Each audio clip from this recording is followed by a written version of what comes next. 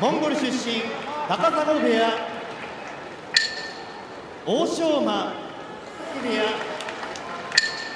獅子ウクライナ出身イカツチ部屋宇良大阪府出身木瀬部屋白野富士鳥取県出身伊勢ヶ濱部屋朝乃山。いろんな競技の人にも、浸透はしていると思うんですね。さて今土俵上制限時間いっぱいとなりました。富士凌河が映っていますが、入門以来先場所初の負け越し7勝8敗で、それでも幕内にとどまりました。春の巡業からまげが結えるようになりましたが、それでも大銀杏はまだです。去年の3月場所春場所幕下の付け出しで初土俵を踏みました。さあ時間いっぱいです。もろ手突きですが引いてしまいました富士凌河、2敗目です。凌河の、圧力にすぐに引いてしまいました。これは花田さんどう見たらいいですか。いいですね、踏み込み。こんな凌河がいい相撲を取ると思わなくてびっくりしてます。富士凌河がびっくりしました。富士凌河いい相撲を取り続けてるので、凌河どんな立ち合いかなと思ってちょっとタッチペンいけます？はい。久しぶりなんでね、今日はちょっと凌河注意しようかなと思って言っていったら、こんないい相撲を取れるんだ。しかも相手が富士凌河ですよ。そうですよね。これはね、立ち合いを遅れましたよね、富士凌河。そうですよね。だからもう怪我をしても仕方がないぐらいのね、ところで勝負をしてるわけですよね。だから平野選手ね、大変な大怪我をしてしまって、それでもオリンピック7位ですがね、入賞しましたし、大きな。さて土俵は時間です。御嶽海、昨日取組終わった後勝った相撲でしたが、やや右足を気にしていましたが土俵に立っています。竜電1勝5敗、御嶽海3勝3敗です。喜一郎が合わせます。前回しいい形を作りました。一方的でした。竜電が勝ちました。もともとこの2人対戦成績が竜電の11勝御嶽海3勝でしたが、今日も竜電が勝って12勝目。合い口というのも正解じゃないですかね、当たってね、前みつ、足を怪我しているので早く腰を浮かせて前に出ようというふうな、安全策というかね、やはり気持ちで相手が怪我していると大丈夫なのかなと。やっぱり自分の世代が一番強い世代だなとは思ってますし、それこそ今回オリンピック一緒に出た平野流佳選手だったりとか、本当すごい選手が集まっている世代なので、かなりやり込まないと上に上がれないのかなと。これね、対戦というか直接対戦するさあ楽しみな一番です。5勝1敗の琴恵光と4勝2敗の若の勝、幕内では初めての対戦。高校の同じチームで戦ってきた2人、いい当たりでした若の勝。しかし下がらない琴恵光、足が流れました。琴恵光が勝ちました。6勝目。同期ですから相当気合いもいつも以上に入っていたかもしれませんが、若の勝気持ちがちょっと前に行き過ぎたかなという感じもありますが、どうでしょうか。いい相撲ですね。いい相撲ですがね、両者ね、当たりも若の勝左固めて当たってますもんね。足が流れて上半身ばっかりいってるんですよね。これ新入幕ですよね、彼ね。新入幕です。多分ちょっと7日目あたりで多分疲れてきてると思うんですよね。足流れてるでしょ。足は流れてますね。足、やはり足です。もう少し取った方がいいかな。ここまでいいですよ。ほら、今立った瞬間も遅れてますよね。琴恵光が立ち合い強いの分かってるんで構えてますよね。まだ余裕があるんで、ね、翔猿とやった時も変化されて自分に合わせていくというか、なのであんまり苦しむことはないですね。ポジティブですね、やっぱ。若いのもあるかな。ひょっとしたらね、花田さん。チャンピオンですから。本当ですよ。さあ土俵時間ですが、翔猿が前半戦好調です。好調というか翔猿らしい動きが少し戻ってきた動きいいですよ感じです。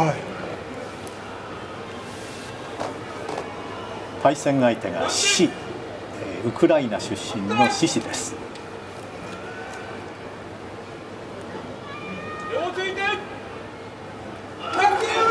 ち上げていきましたが翔猿上手です。やや深めの上手ですが放り投げます。上手投げから出し投げに変わりました。翔猿が勝ちました。翔猿も6勝目です。はい、狙ってますよ。さっき一番最初やった、はい、ちょっとアクションいきましょうかね。はい、しかしかなり深い、左は入るっていう計算してるんですよね。よくこう下から勝ってくる感じですね、獅子は。でこの回し一枚回しなんですけど、はい、あそこの回しの部分だけ折れ曲がってるんですよね。あれ取れやすいんですよね。で親指も全部巻いてるから入れてるので、はい、ああやって振りましてやろうっていう感じで、あと翔猿は取り方、それ決め手は何だったんですか？やっぱり楽しかったですね。自分いろんなとこ連れてもらったんですけど、やっぱり楽しいなっていう気持ちがスノーボードですごく感じたので、今後やるならスノーボードかなっていう。よかったですね。アイスホッケーやっていても大成した可能性は十分にあるんです。苦戦してました。さあ、それでは金峰山と欧勝海の対戦です。両者の対戦は初めてです。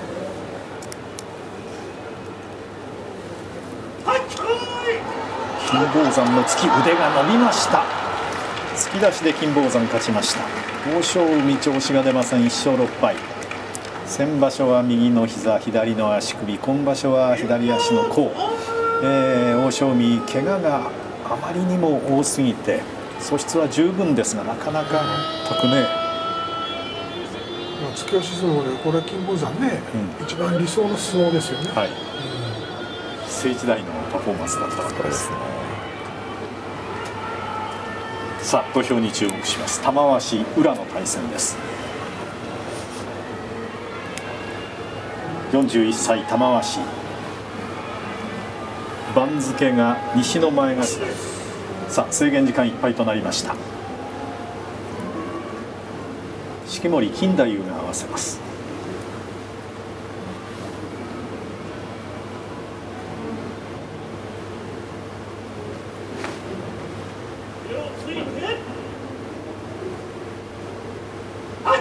見ていきました。宇良がちょっと沈んで出ておいて自分から下がります。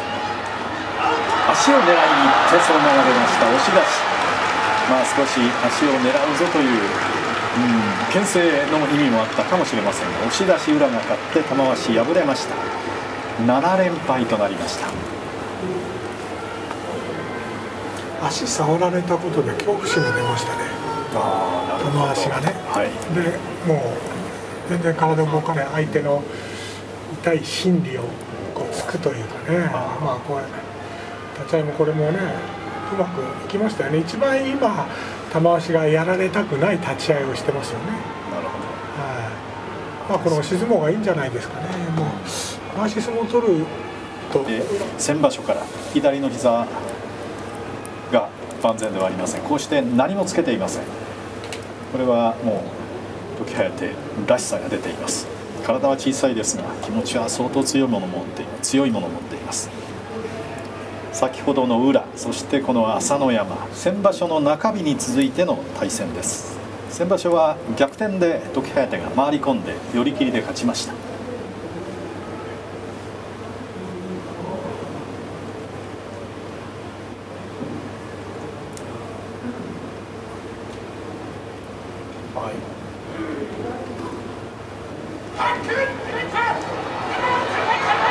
圧力をかけるのは朝乃山ですが、もろ差し逆襲、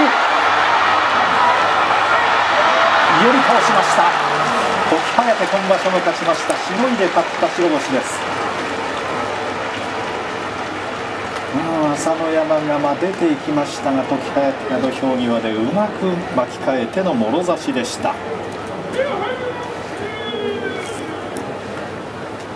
この一番、後ほど解説をお願いすることにして、この後の取り組みでが良かったですよ、はい、当たってね、ここをね巻き替えたんですけど、ここで巻き替えたことによって状態が上がっちゃったんですよね。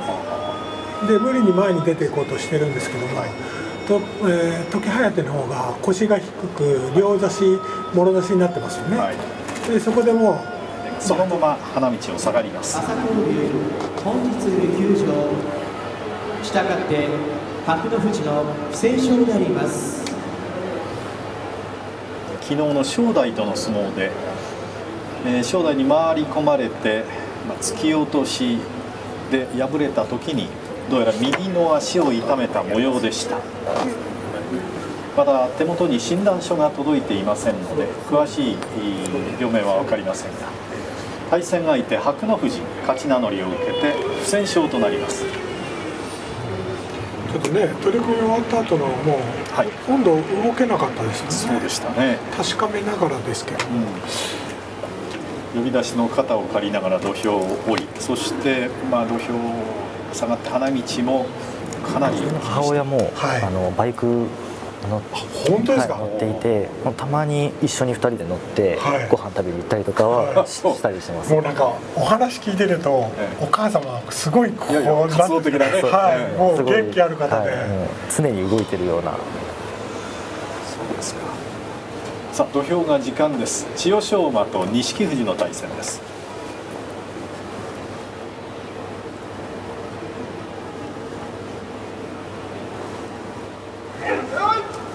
まともに引きました。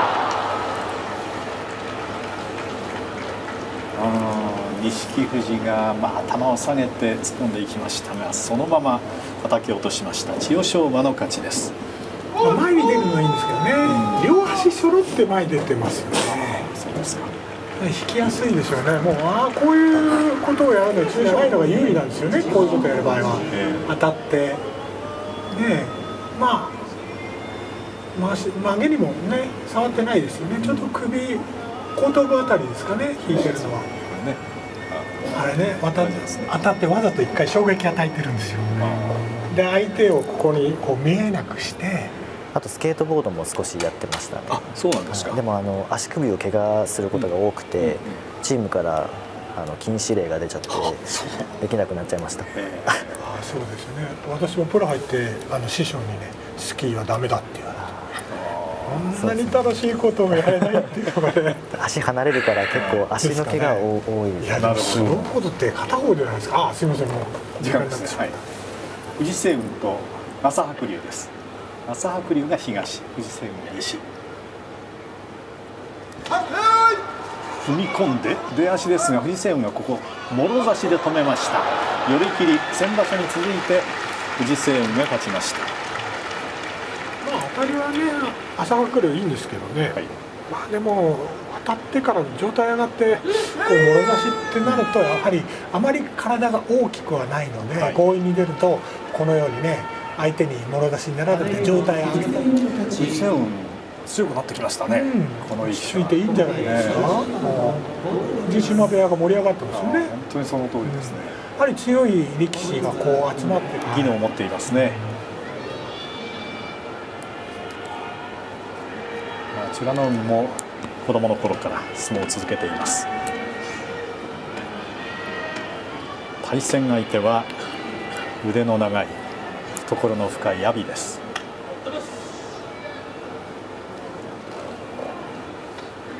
過去は阿炎の3勝、美ノ海の1勝です。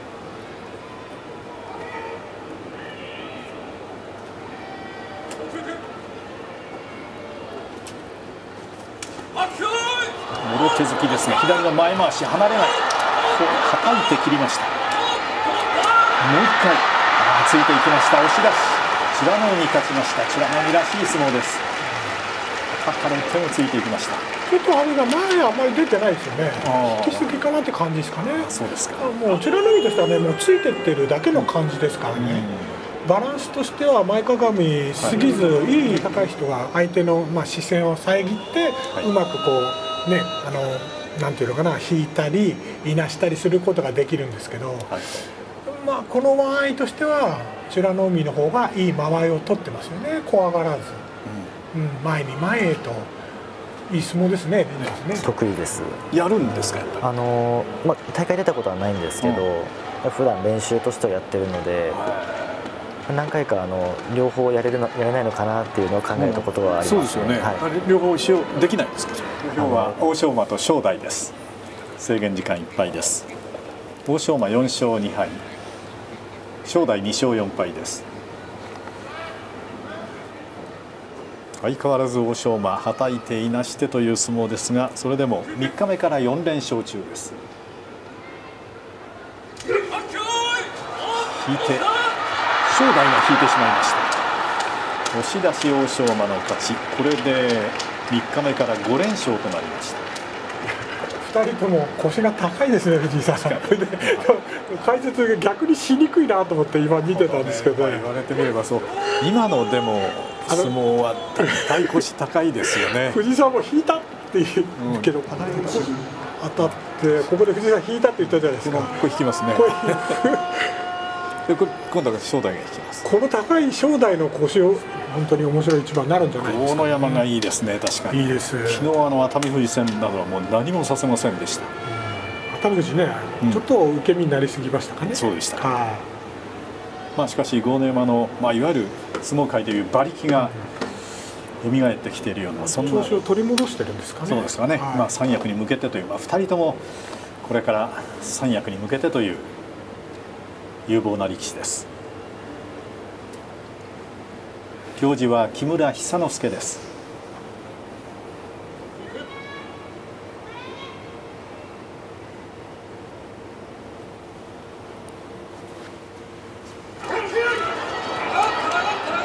こまでは豪ノ山の押しですが、挟みつけた。下からあてがった。もう一度離れる。引いてしまいました。押し出し。吉野富士が勝ちました。豪ノ山にとっては最後引いてしまいました。行きましょうか。はい。ではアクション解説お願いしましょう。攻防のあった相撲ですが、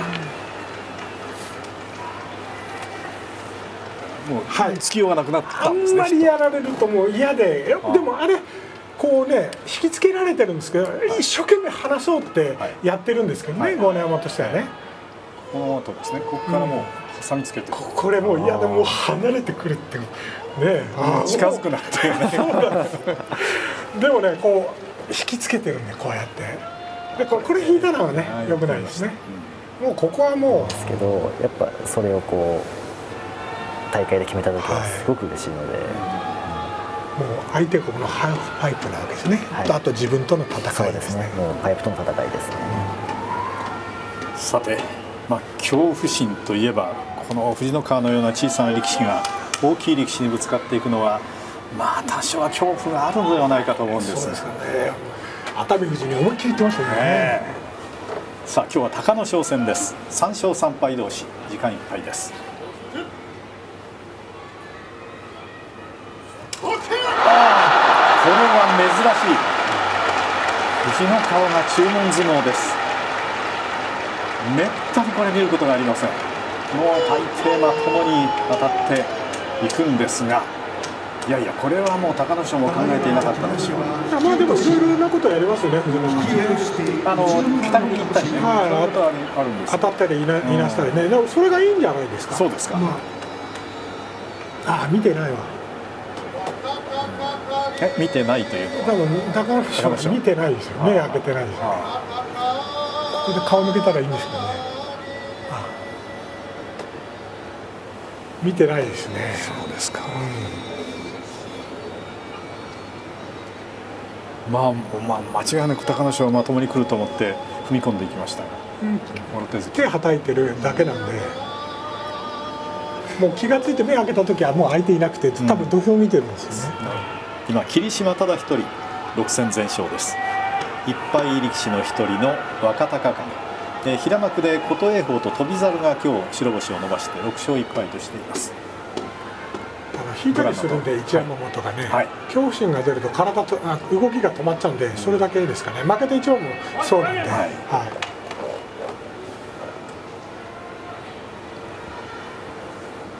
時間です。木村晃之助が合わせます。つ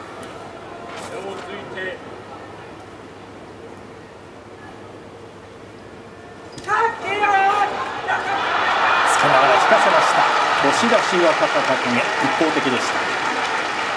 これで6勝1敗です。当たってから引こうとしてたんですよ、一山本。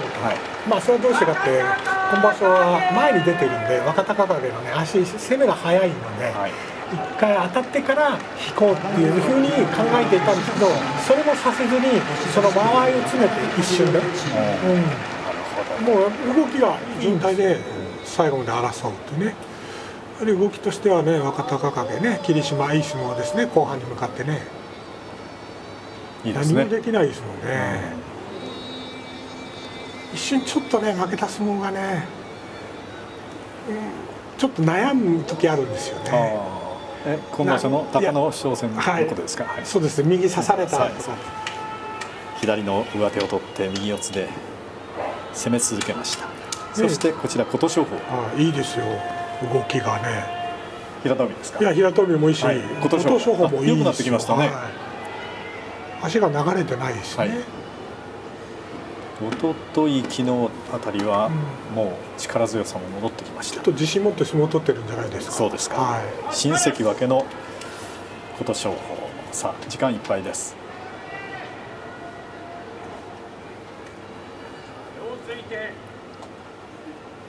はたきに行きましたが、これでは落ちない。最後の引っ張った。これが逆に平戸海にとっては致命傷となりました。琴勝峰押し倒しです。なんか引き合いですかね。引いて手引っ張って、最後も平戸海手引っ張ってるけど、足揃っちゃって、ちょっとワンポイントでいいですか。はい。じゃあアクションで深津さんお願いします。でこう行くのが一つの動きなんですよね。はい。こう自分が頭でしたからね。もうおーっと押してくれっていう感じだったんで、今日ちょっと動き悪かったですね。平戸海にしては珍しいまともな。今日は最初は琴勝峰が引きました。引きましたね。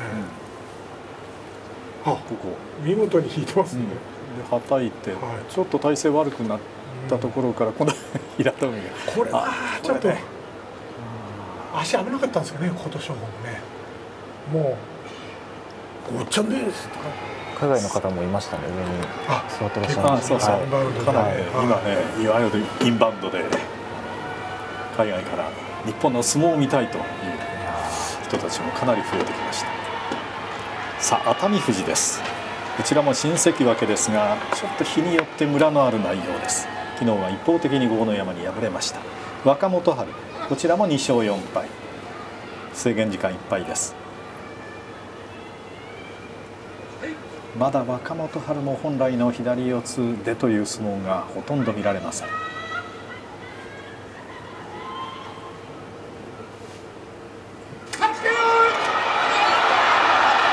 今日は一気の攻めでした。また人が変わったような相撲を見せました。完勝でした。3勝4敗。当たってるように見えてるんですけどね、当たるのはいいんですけど角度が悪いんですよね、若元春ね。そうですか。かなり踏み込んだかなと思いました。そう、踏み込んだように見えてるだろうなと思いますけども、この丸く当たっていってるんですけどね、これ若元春の立ち合いあたり当たっていってるんですけど、先場所から良くない当たりをしてますよね。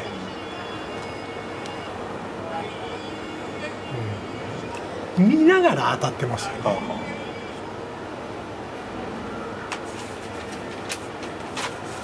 はい、簡単に言うと、もう熱海富士は丸くこう当たっていってるから、要するにもうボールですよね、ボールにボーンって当たってるから弾き、陥落という形になります。霧島もね、これね、最大関で戻ってきてますけど、絶対過去の過ちを繰り返さないように相撲を取ってるんじゃないですかね。それには今日は絶対に引いたらダメでしょう。大栄翔戦です。ご覧のようにすでに若隆景と琴恵峰、翔猿3人は6勝1敗白星をまた重ねています。霧島6戦全勝で今日7日目。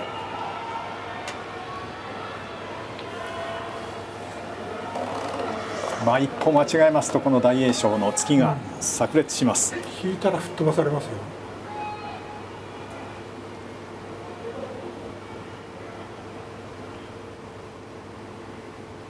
踏み込んだ。大栄翔が引きました。霧島7連勝。引かせました。いやこれね、左の使い方がうまい。そうですか。さすが戸塚さん横綱でしょ。もう見てあの瞬間に左の使い方がうまいっていうパッと出るわけですよ。すごいですね。やりましょうかね。じゃあ立つね。霧島の左手を持ってきましたね。はい。確かに左手の使い方ね、これ跳ね上げてもう一回左からこのね左手が大将右利きですよね、はい、右で相手を起こす力士ですもんね、はい、喉輪したりそういう点ではこう先に左手を上げることによって大栄翔の右を殺してますよね、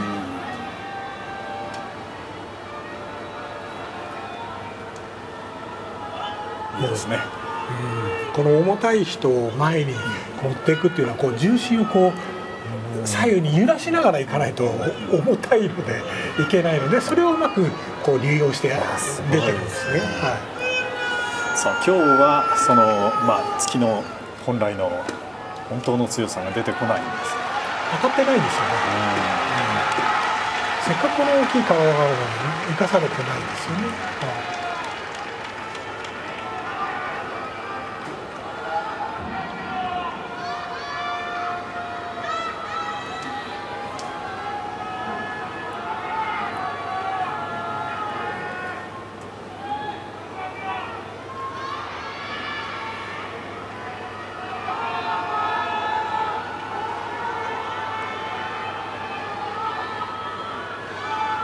これもね、いつもの、いわゆるルーティン。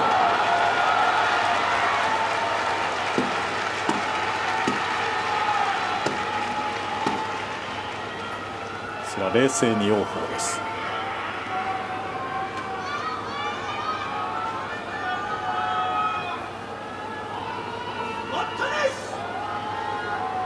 結びの一番、制限時間いっぱいです。39代立行司木村庄之助が合わせます。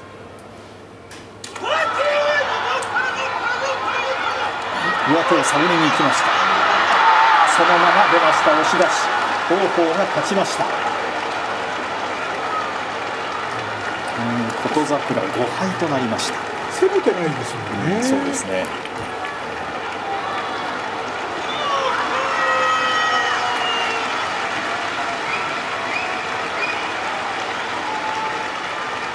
ただいまの決まり手は押し出しで王鵬の勝ち。琴櫻は5日目からこれでまた3連敗となりました。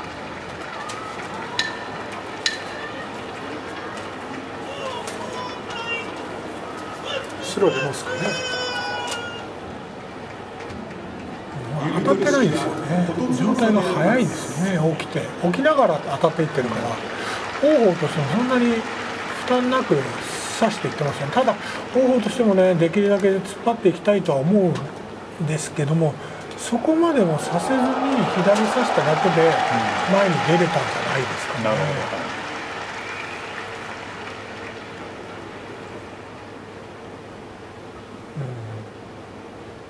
最後も引いてますけどね。ちょっと足が出た後に引いてしまいました。表情はこちら琴翼の弓取り式です。初日2日目は上戸が弓取り式を行っていましたが、豊昇龍の休場によって琴櫻の同じ佐渡ヶ嶽部屋の力士、この琴翼が1年と2ヶ月ぶり、いや5ヶ月ぶりかな、1年と4ヶ月ぶり、昨年の1月場所以来の本場所では弓取り式を務めています。とてもキレのある見事な弓取りです。では西方の王鵬が勝ちましたので、その王鵬に代わっての弓取り式を行いました。打ち出しは5時53分です。さあこの後は花田さんが選ぶ今日の一番、さらにスペシャルゲストの戸塚さんにも選んでいただきます。弓取り式が終わりました。今日7日目のすべての取り組み、